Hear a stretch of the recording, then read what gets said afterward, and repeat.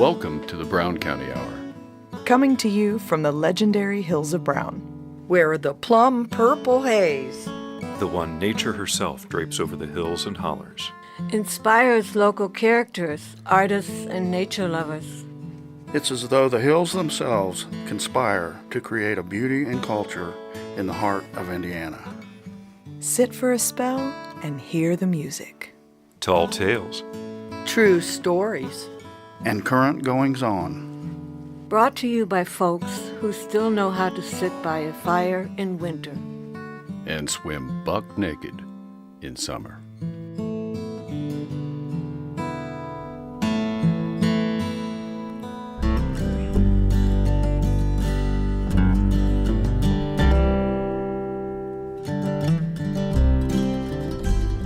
Welcome to episode 70 of the Brown County Hour. This is Dave Seastrom.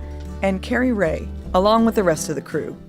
This month, our musical guests are Carolyn Dutton and Robby Bowden.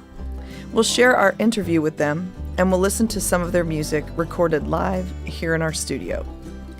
Jeff Tryon tells a timely story about his power bill. Hannah and John Boggs share their vision of the film they've made for this year's Wild and Scenic Film Festival.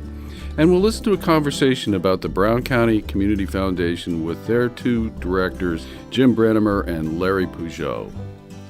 Rick Fettig brings us his version of This Old Guitar, and Dave Seastrom shares his year-end reflections.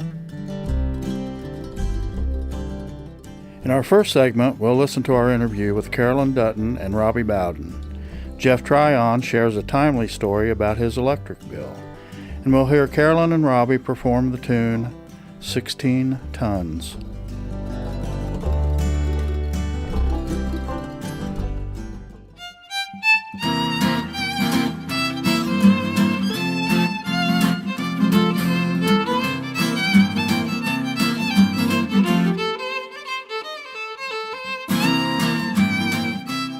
This evening, we have the pleasure of having Carolyn Dutton and Robby Bowden with us. They've been a musical duo for some time now. Both of them are longtime Brown County musicians that almost every one of us have heard them play in one form or another in the various groups over the years. And thanks so much for coming in, guys. It's really cold out there, and we appreciate it.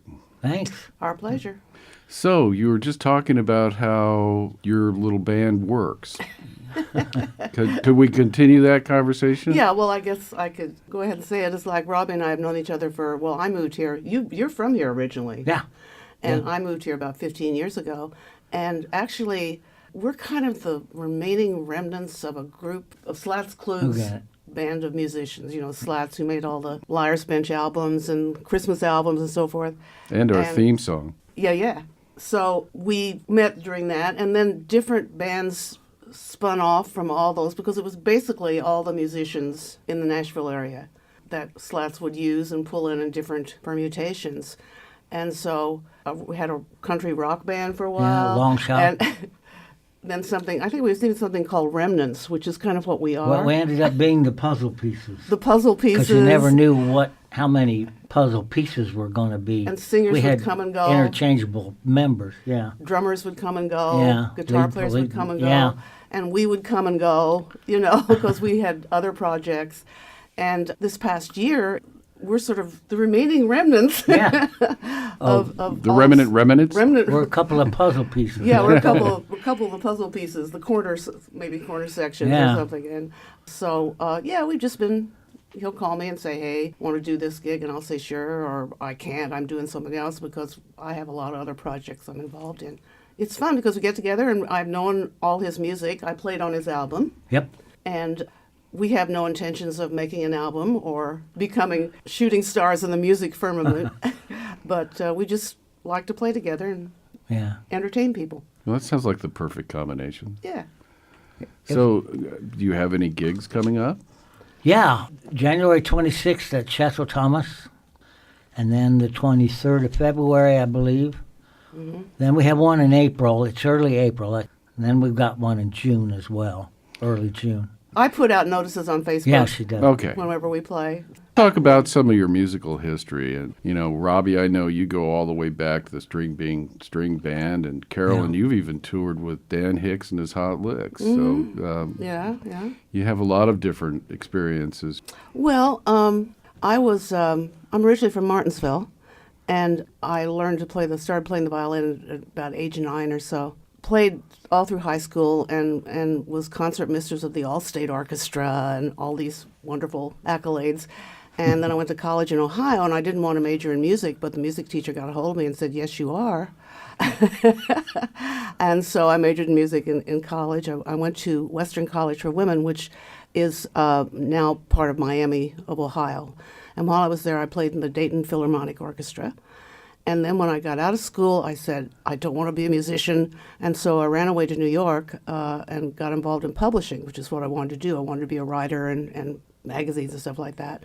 And something happened. I think after about 5 years I was living there, and I'd always been a snob about music. I didn't want anything to do with bluegrass or old-time music. And, here I grew up just outside of Bill Monroe's.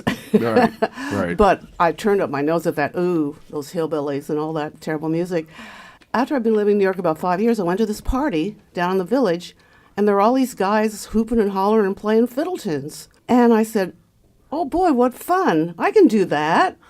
And somehow in that setting, I thought, okay, I'll be comfortable with that. So I got my fiddle and started learning fiddle tunes, hooked up with an old-time fiddle band called the Delaware Water Gap.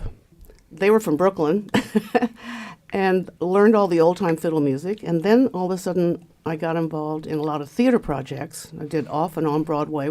And so I wound up doing shows where I was kind of an onstage fiddler, wandering around playing the fiddle on stage. And so that kind of helped me get rid of all my acting aspirations, and I could fiddle because I could fiddle much better than I could act, So, and then I switched to bluegrass and toured for many years with bluegrass band. John Harold, recorded and toured with him, spent a lot of time up in Woodstock with all the musicians up there, John Sebastian, Paul Butterfield, Happy and Artie Traum. Then as things shifted, I wound up playing in a country rock band and then a western swing band. And I just kept learning all these new styles, and every 5 or 6 years I'd switch and learn a different style.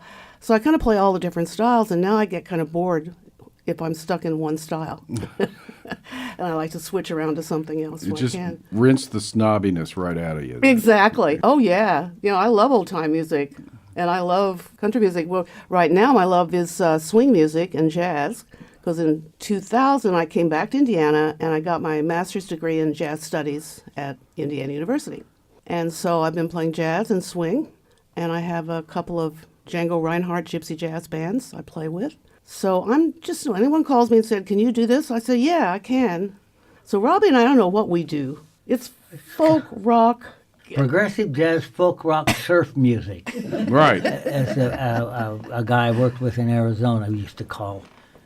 So I guess that's what we're doing. Yeah. Well, Robby, what about a little bit of your story? My dad was musical. He never did anything professionally. He sang in the church choir, got together with his buddies. And he liked to sing barbershop harmonies. But there was music in our house from the time I can remember. And as far as singing goes, I think I got my taste for ensemble singing because of my dad's love of close harmonies. Well, I started playing clarinet when I was 11 in the 6th grade and played all through school, all through my senior year. Put that clarinet on the shelf and never played it again. About 6 months later, I bought a guitar, took a couple of lessons. I had a 5-lesson plan, and the guy wanted to teach me tablature, and I just wanted to learn some chords. So I made 4 of those lessons out of the 5, and I just decided to pay attention and learn on my own, which I did. And I started, Dave Gore and I had a little vocal folk group just as I was getting out of high school with 3 local ladies. And then, various rock and roll bands. We'd play high school dances and fraternity dances and whatnot. I auditioned for a band out of Nashville, Tennessee, a rock band, for a lead singer job, and got that and went on the road. That was around 1968. Traveled with those guys. Came back here, continued to play around here. Went out west.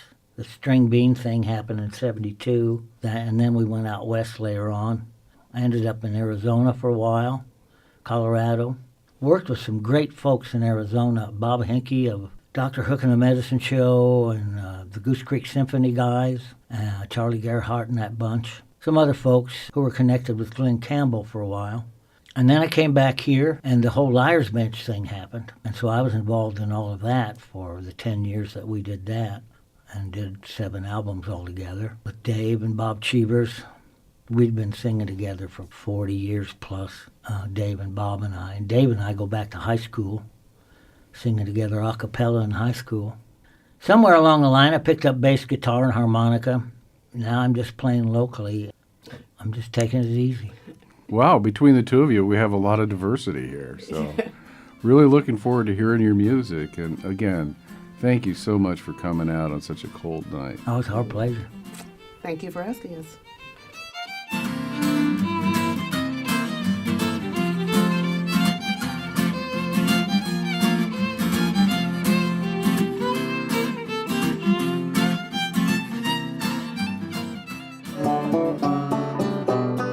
This is My Brown County with Jeff Tryon.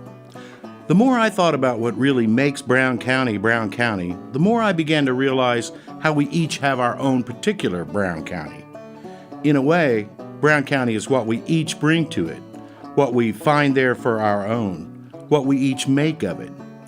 No one else sees it probably in the same exact way that I do. That's what makes it my Brown County.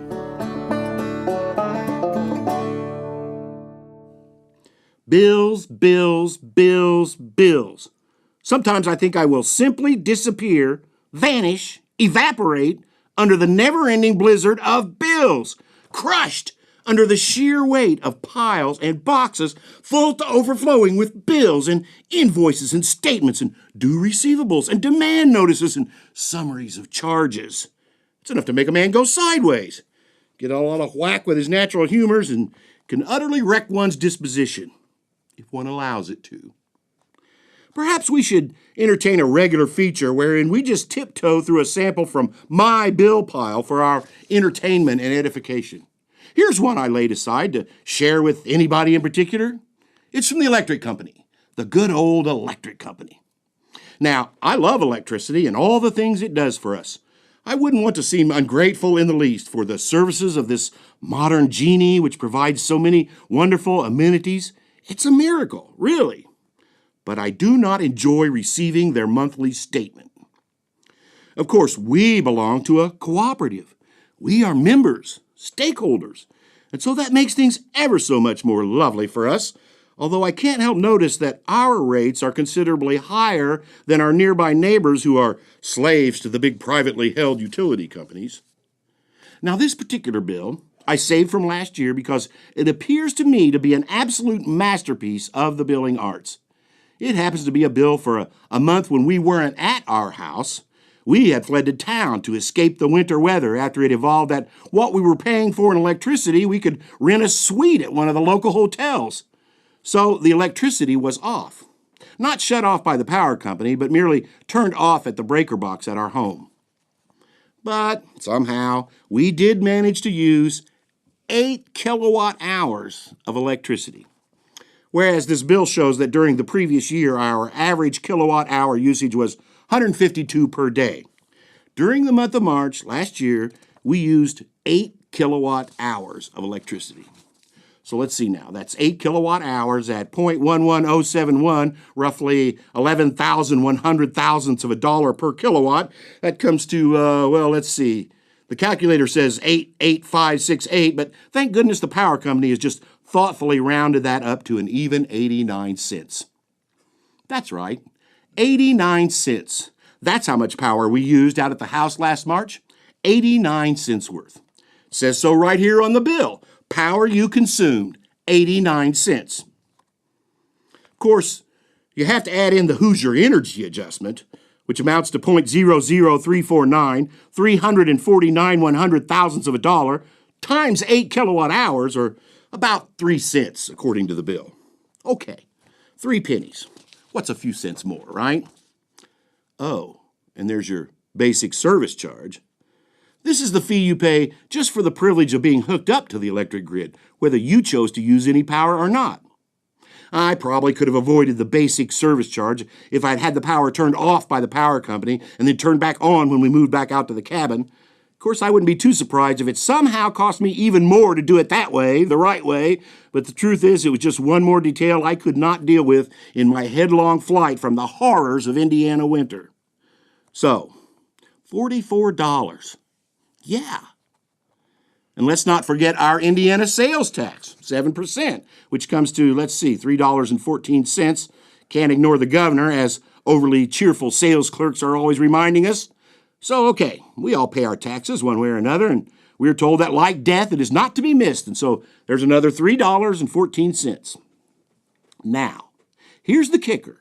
Here's the thing that really made me want to stand up and sing when this particular bill crossed my humble desk. Operation Roundup. That's right, Operation Roundup.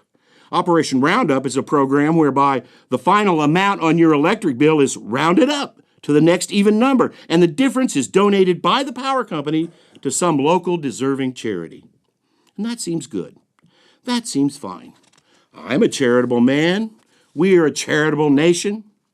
However, in this particular case, I can't help notice the amount that my bill was rounded up by, 94 cents, was more than the cost of the actual power I had used, which, as you will recall, was 89 cents.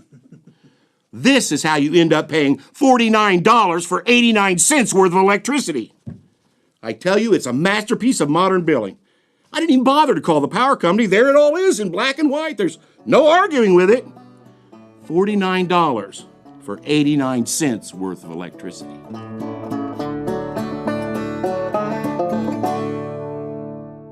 All right. Want to do 16 tons or whatever? Yeah, let's do Okay, that. all right. You folks all know Tennessee Ernie Ford. I don't claim to sound anything like him, but I love this song. And I believe it was written by Merle Travis. It was a big hit for Tennessee Ernie. All righty.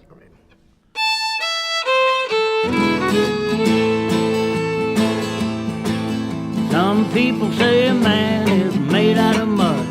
A poor man's made out of muscle and blood. Muscle and blood, skin and bone. A mind that's weak and a back that's strong. You load 16 tons, what do you get? Another day older and deeper in debt. St. Peter, don't you call me, 'cause I can't go. I owe my soul to the company store.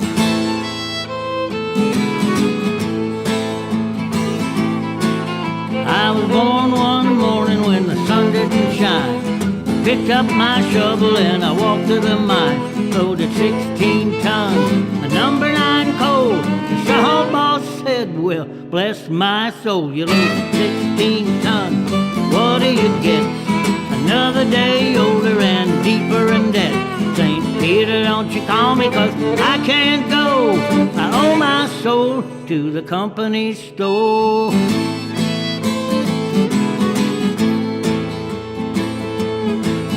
I was born one morning, it was drizzling rain. Fighting and trouble are my middle name. I was raised in the canebrake by an old mama lion. Ain't no high-toned woman make me walk the line. You load 16 tons, what do you get? Another day older and deeper in debt. St. Peter, don't you call me, 'cause I can't go. I owe my soul to the company store.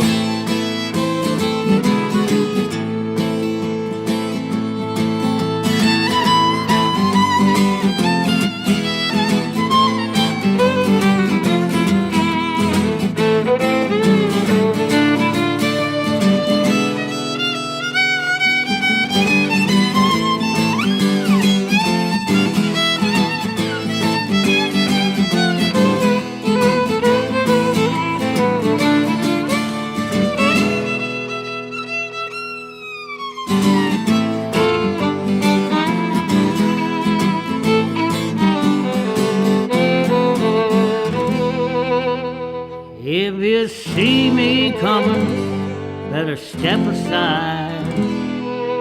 A lot of men didn't, a lot of men died. One fist of iron, the other is steel. If the right one don't get you, the left one will. You load 16 tons, what do you get? Another day older and deeper in debt.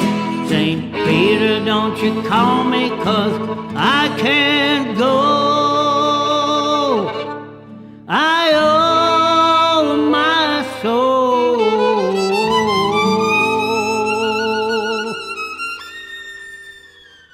to the company store.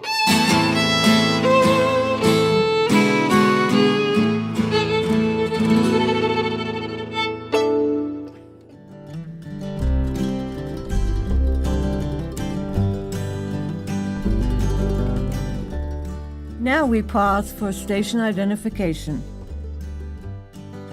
You are listening to the Brown County Hour on volunteer-powered community radio, WFHB, at 100.7 in Brown County, 91.3 and 98.1 in Bloomington, 106.3 in Ellettsville, and online at wfhb.org.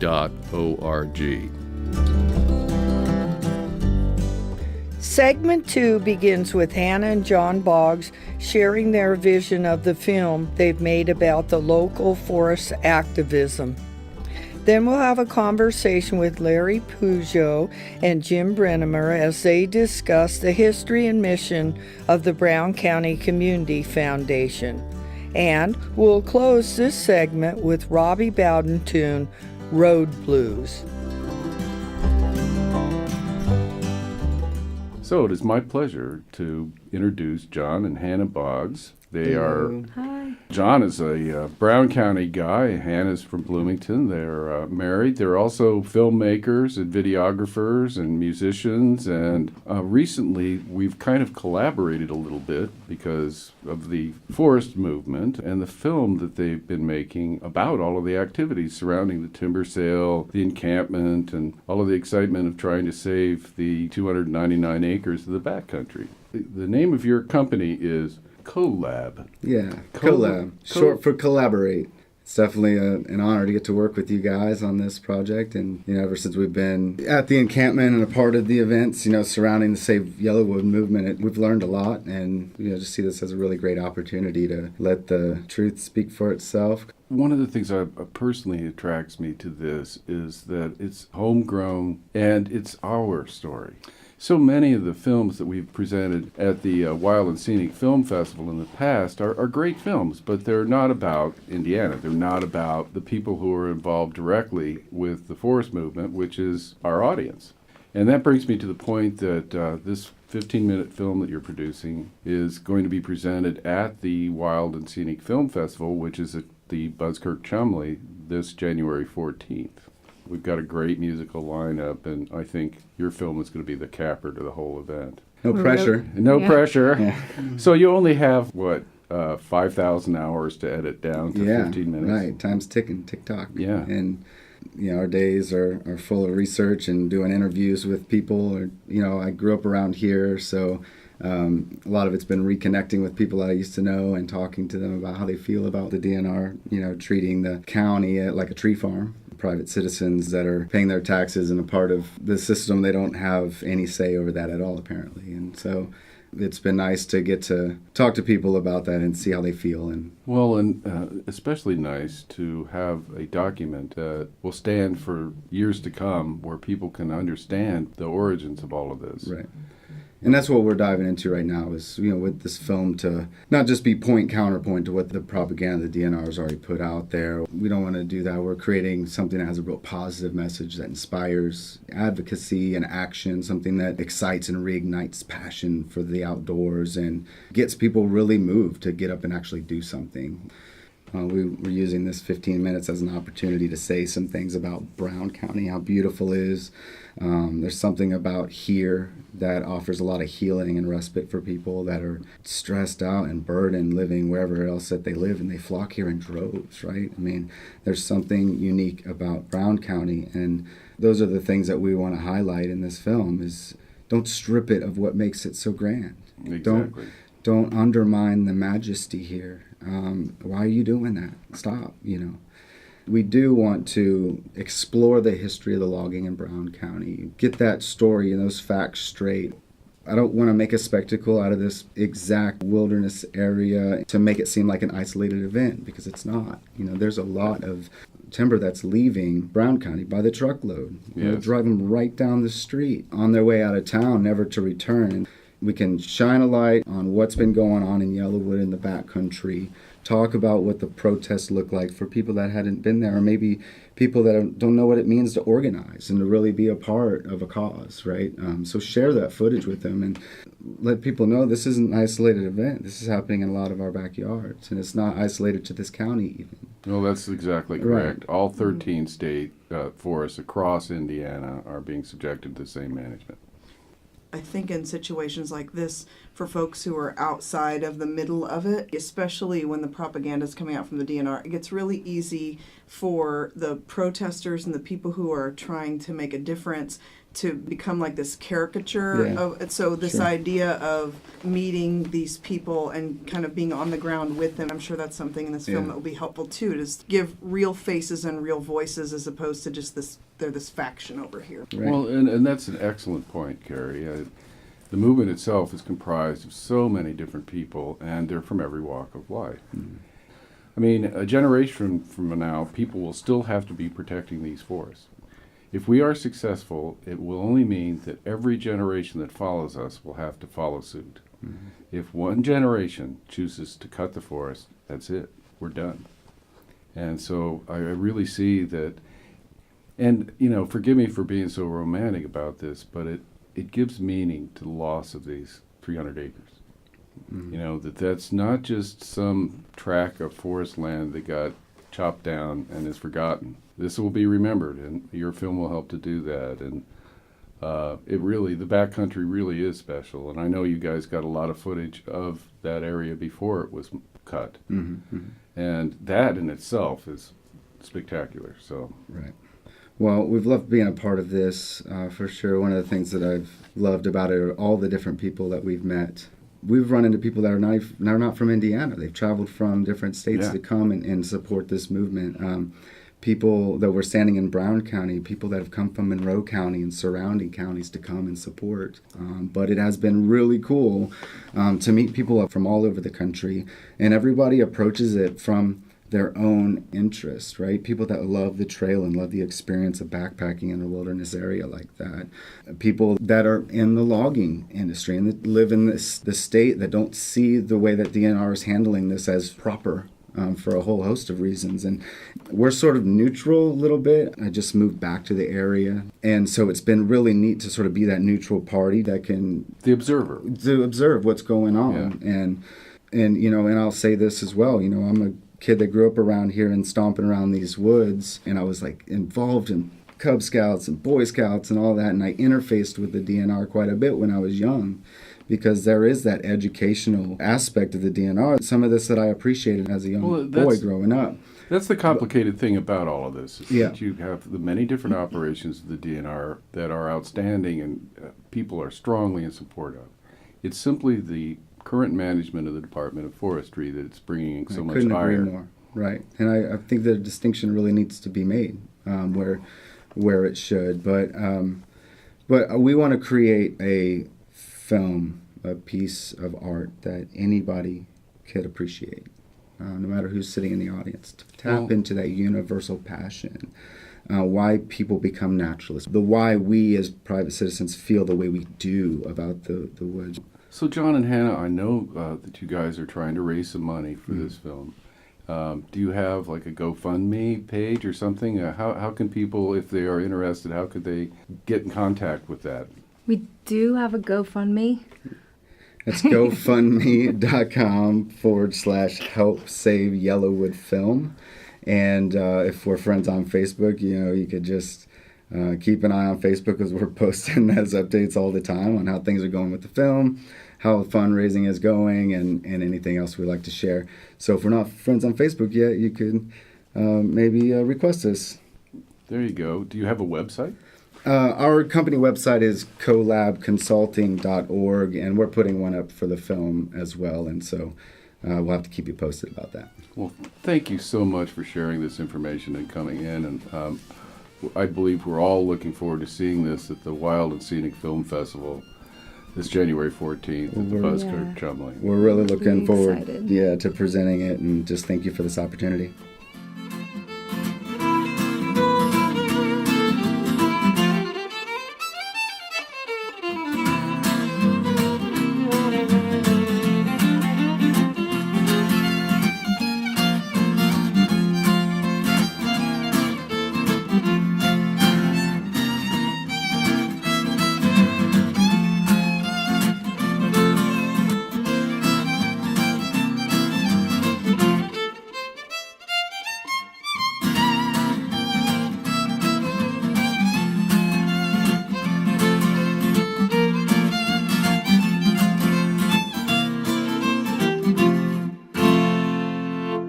My name is Carol Marks, and this poem is called Kinship.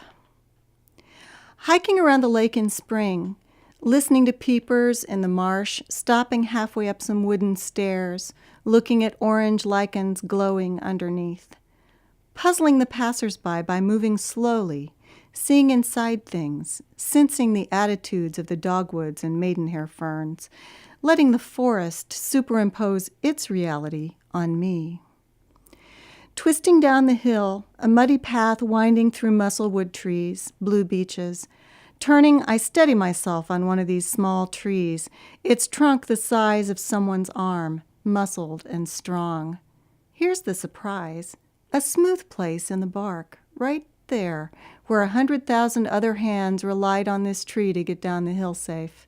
Well, I'm just another human, the same as 100,000 others who also grabbed this tree in just this spot, like 100,000 more who will again. No matter our politics or religion or opinion on the poetic value of rap music, whether we think Johnny Cash was a prophet or that lime jello might be a green vegetable, we all grab that tree, appreciate it for being there, and move on. So it's my great pleasure to be here in the studio with two very beneficial members of our community, Jim Brunnemer and Larry Pejeau, who have been involved in the Community Foundation for years and years. And Jim precedes Larry, and they're here to share some of the story of how this foundation got going and the kind of work that you all do, which we, as the Brown County Hour and WFHB in general, have been very generously helped by you all. And always duly noted anytime we talk about our history that we wouldn't exist without you. If I haven't said it before, and I know I have, I'll say it again. Thank you, guys. Well, you're very welcome. Yeah, we're glad to be a part of the community here. So, Jim, I know you were in it before Larry. So you want to tell us some origin stories? Yeah, I think it all starts, of course, with the concept that Eli Lilly, the foundation, came up with. A foundation in all 92 counties in Indiana. And there's actually more than that. But where they came up with that, of course, they had the money to support it. That's where it all starts. As far as Brown County is concerned, my thinking is that it truly is a Brown County community foundation.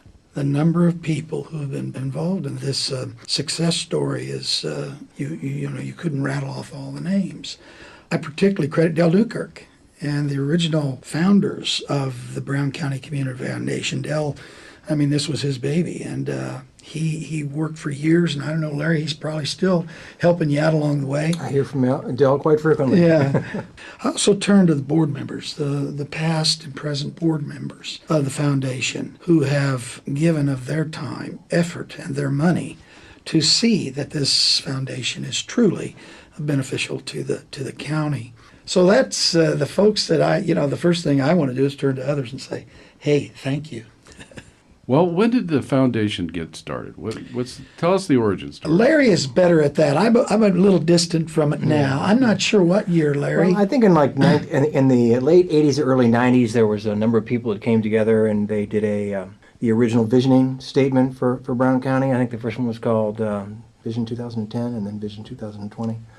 But the League of Women Voters were involved in that, and there were a number of people. And out of that study, other communities in Indiana were forming community foundations. And they came up with the concept of, wouldn't it be great if we had a community foundation? And of course, in Brown County, a number of people said, that will never happen. Right. That will never happen. Right. There's not enough money in Brown County to start a community foundation.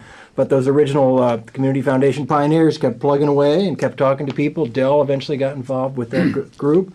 And they heard through the Heritage Fund over in Bartholomew County that Lilly was starting the original GIFT program. That GIFT program stands for Giving Indiana Funds for Tomorrow. It's still in existence today, and that would have been 1992, I believe, when they first came together.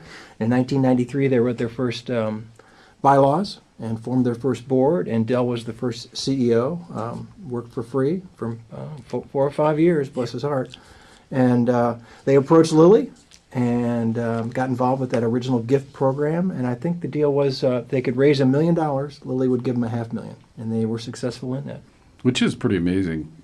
You would never think Brown County is capable of scratching up $1 million for anything, but obviously, if it's the right thing. Yes, exactly. And there's been 6 iterations of that. We just finished GIFT 6 2 years ago. We received a $500,000 challenge grant from Lilly. Half of that money had to be used for community projects, and half of it had to go to raise money for the unrestricted funds at the Community Foundation, which is the funds that support community grants that have supported your radio station and many other things.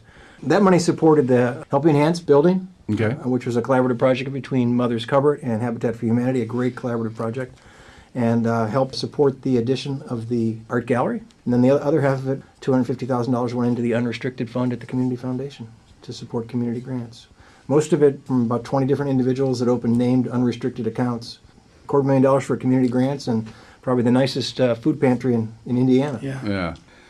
And I'm going to offer kudos to Larry, too. They found the right man when they got Larry in here. Yeah, He's done a lot of us terrific think job. so. And I just read where he's crossed the 10 million mark in grants, scholarships, financial aid for kids and adults going to school. And his leadership in that whole thing has been remarkable. So for Larry, I congratulate him on that for sure. Well, I appreciate that. But as I've been saying for the last couple of years, anytime I talk to people, I always say, listen, this is your community foundation. It's not my community foundation. It's not the board's community foundation. I won't be in the seat forever. The board members won't be in the seats forever, but the community foundation will be here. Over $10 million in assets, over $10 million coming back to the community through grants and scholarships. Just pretty remarkable story. Well, yeah, it's amazing. If you think about all the stuff in this community, the library, the Y. Yeah, I know. Right. We didn't even touch on the library. You guys just, you look at actually we put together a little document for our 25th. It's kind of fun. It's 25 grants you didn't know the Community Foundation gave. I mean, there's some things on there you think, we built a handicap ramp, a deer run? I didn't know about that. I mean, all these different things I've never even heard about. I mean, who knows how many grants are out there that have just come and gone over the years. $10 million. Great thing. Well, think of what Brown County would be without this. I mean, all of the things that are here because this happened. It's unimaginable at this point. To me, it's like the essence of every good thing that's going on in our community. Well, you guys are coming up to your 25th anniversary next year. Are there going to be celebrations, activities for the community to participate? Or? Yes, we have quite an array of things going on. We're actually going to have a meeting on January 18th at the Community Foundation building, which is on Van Buren Street North. We have the Howard Hughes Community Room in our lower level. The public's invited. We're going to have a little open house and kind of talk about the things that we're going to do. A lot of it will be social media based. There'll be little prizes for different things throughout the year. We will be moving a flock of 25 flamingos around the county every single week. These would be the pink flamingos. These would be the fabulous flamingo flock from the Community Foundation that will be showing up at a location of a grantee every single week. So 52 different locations will farm the flock, and they will be representative of an organization in town that has received a grant, and they will be in every township in the county. Take a selfie of yourself in front of the flamingos, send it to our Facebook page, and win a prize. Excellent. How much is the gift you have to give not to have the flamingos? That's one of the large gifts. Yeah. That's one of the 10%. Yeah, the prevention fund. So you mentioned your Facebook page. That would be Brown County Community Foundation on Facebook. BrownCountyGives.org. BrownCountyGives.org. That's your website. Right. Our Facebook page is on there. Well, gentlemen, thank you so much for coming in and sharing your story. It's really a very remarkable thing that this foundation even exists and all of the good that it's done for our community. It can never be said enough, but thank you guys. You're welcome. It's our pleasure. Definitely. Here's a tune I wrote around 1973, driving to a rehearsal with the String Bean String Band guys. This is called Road Blues. Well,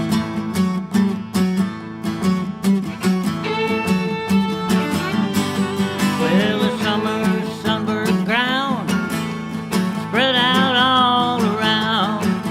I'm driving down this highway on another crazy day, and I've been up and down and all around on a road that goes no place, and I'm getting gray hairs in my beard and wrinkles on my face, and the time keeps rolling on. Everything seems the same. Sometimes I get to where I don't even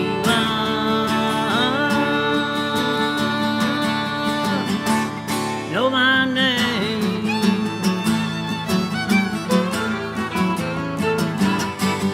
And I play guitar in a traveling band for bars and one-night stands. Sometimes it's better than working for a living, and I do the best I can. I wear old blue jeans, I drive a pick-em-up truck, I'm a tax-paying citizen too. Sometimes I got Sundays off, once in a while a vacation, reckon that'll have to do. And the time keeps rolling on, everything seems the same. Sometimes I get to where I don't even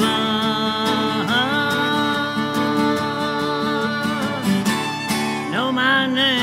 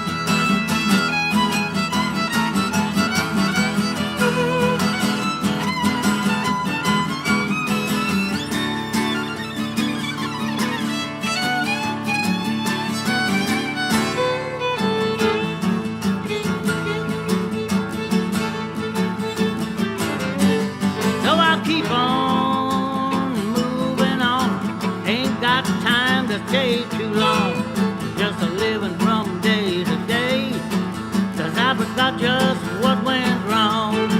But there's someone waiting for me at the end of the line, saying when I get off this road, I know she leaves my mind.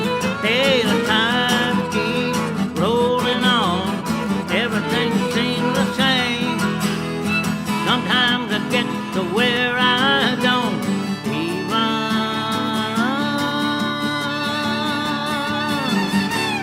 know my name.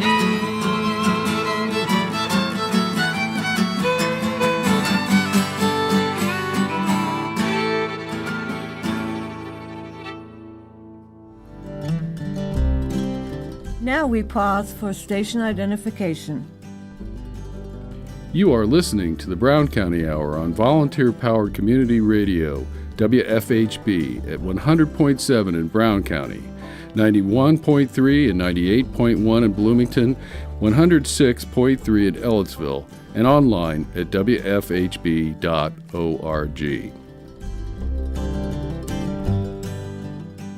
Our final segment begins with Rick Fettig's story about an old friend of his. Dave Seastrom shares his year-end reflections, and we'll close with Carolyn and Robby performing Heaven is Where You Are.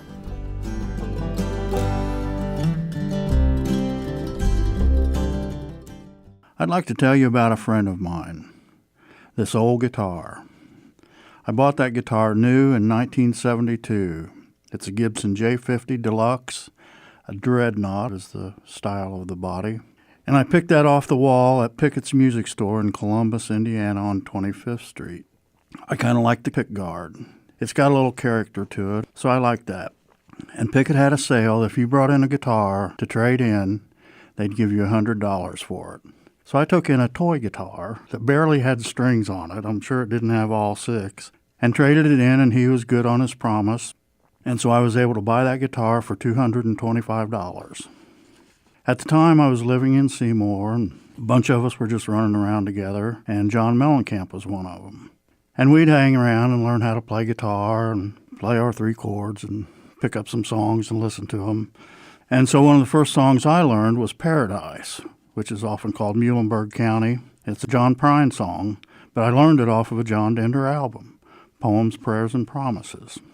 And I was living in Seymour, and we had the big hippie house, and I had lots of roommates in and out of there. But one of the roommates was Tim Holt Wilson. I hear he's doing pretty good in Nashville, Tennessee, as a songwriter and a keyboard player. And he was feeling extremely good one evening when he came in, if you know what I mean.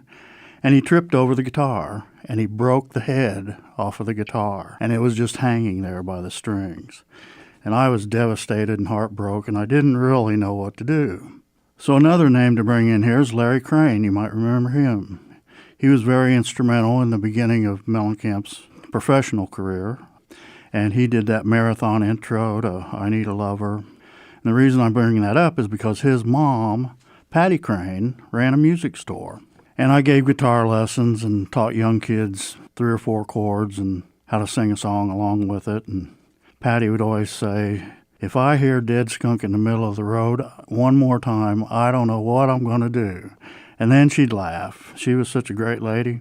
But she knew a violin maker, and he lived on the edge of Seymour. So the violin maker took that splintered head and neck and fitted them back together and glued them and put a couple pins. If you look real hard, you can see them underneath the finish. But I was extremely happy to get that done, and my guitar was back to normal. And so in my life, I traveled around a little bit and went to school, and I lived in Colorado for a few months, and Kansas and Ohio, and figured it was about time to head back home. And so my parents were out golfing with Mellencamp's parents, and John's dad said, well, we'll get him on with the construction crew.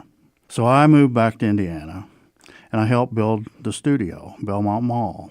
And through that course of events and all the friends and people that were in and out of there, I met Ron Volbrick. And Ron is a very fine luthier here in Nashville. And the action on my guitar was getting a little high. The strings were getting a little far off the neck. So Ron pulled the whole neck off of it and put it back on, and if you look real closely, you'll see a black line underneath the neck where it overlaps the body of the guitar.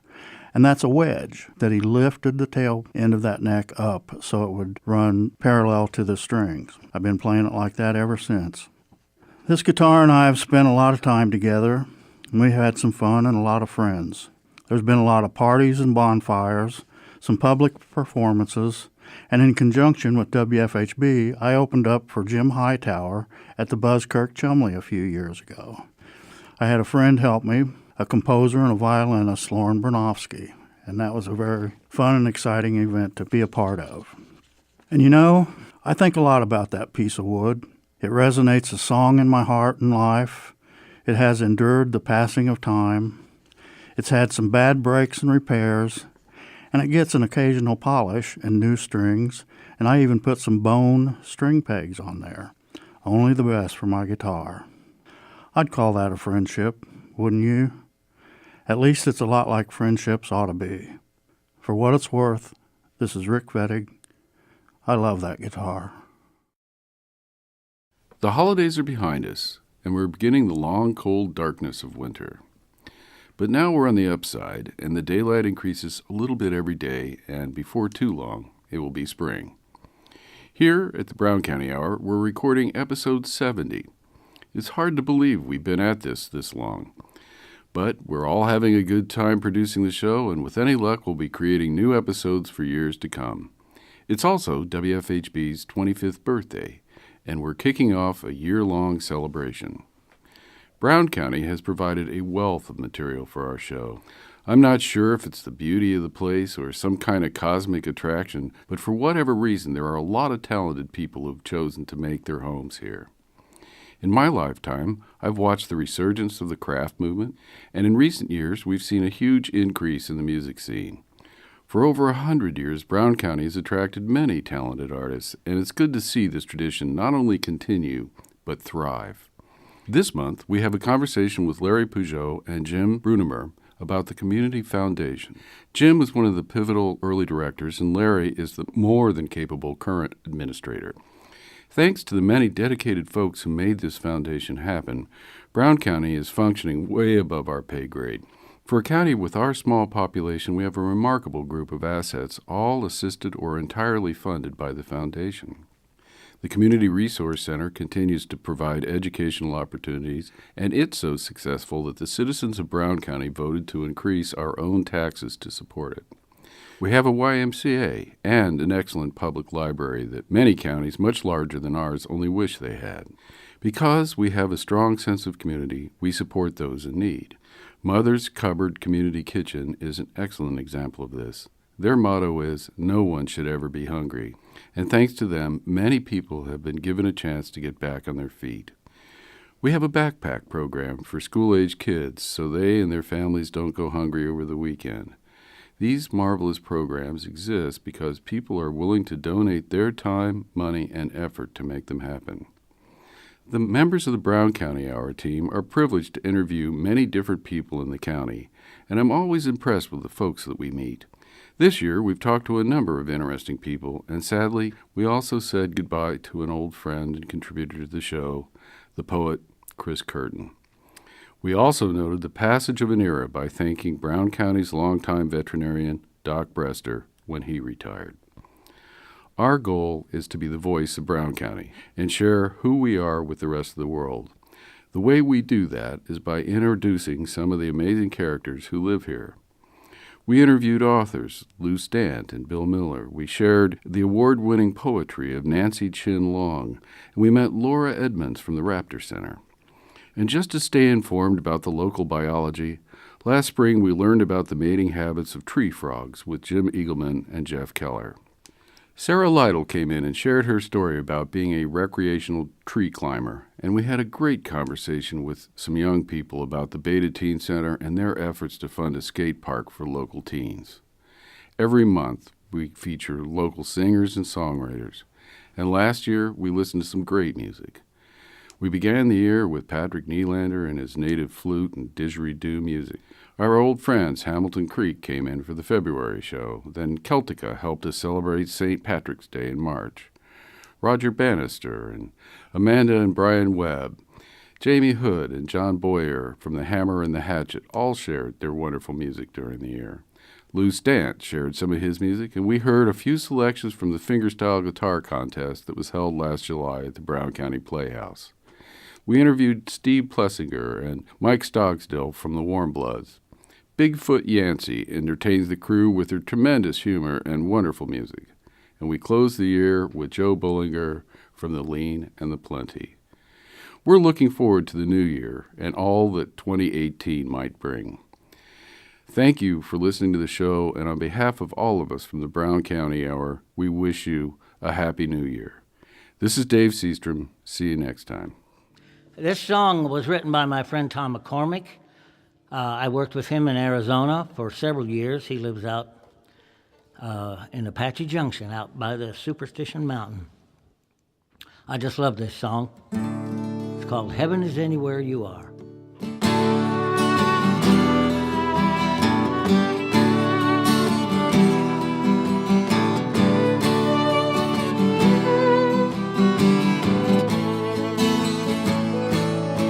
Got nothing to show from a life filled with love.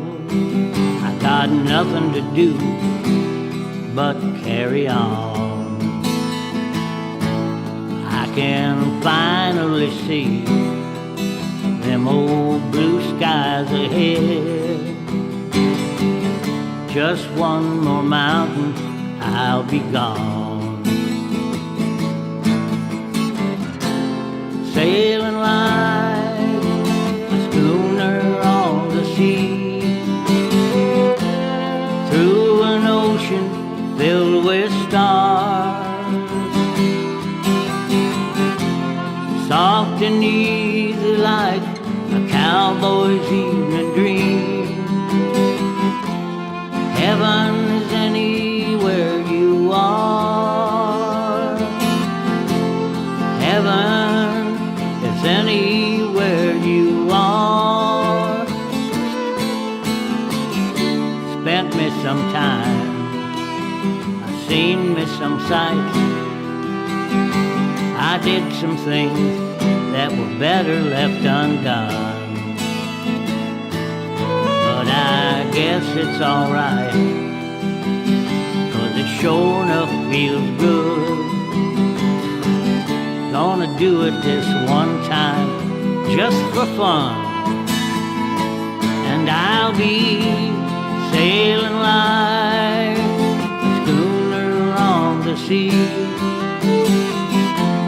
through an ocean filled with stars. Soft and easy like a cowboy's evening dream. Heaven is anywhere you are.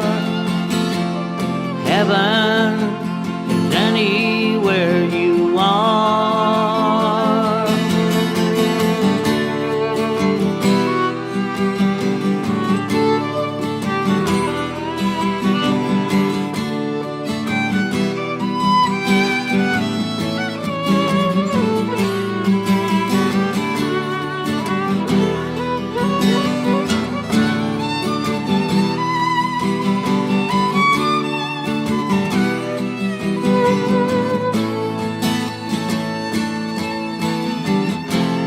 Sailing like a schooner on the sea, through an ocean filled with stars. Soft and easy like a cowboy's evening dream. Heaven is anywhere you are. Heaven is anywhere you are. Heaven is anywhere you are.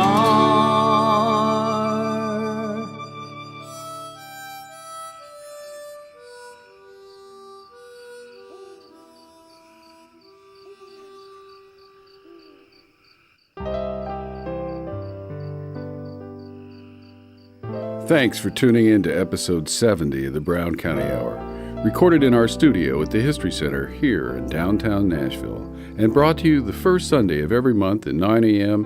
and the following Wednesday at 5:30 p.m. The Brown County Hour is brought to you by a diverse group of folks who believe, now more than ever, the world is for everyone.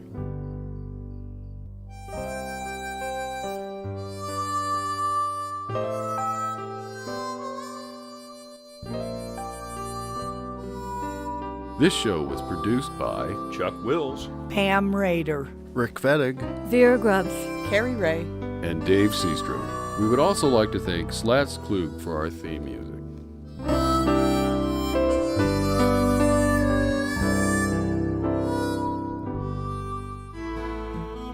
You have been listening to the Brown County Hour, coming to you from deep in the woods of Brown County, Indiana. celebrating the arts, culture, and nature that make this such a unique community. Visit us online at browncountyhour.com. The Brown County Hour is a production of WFHB. Volunteer-powered, listener-supported community radio for South Central Indiana. Take me back to my old Brown County home.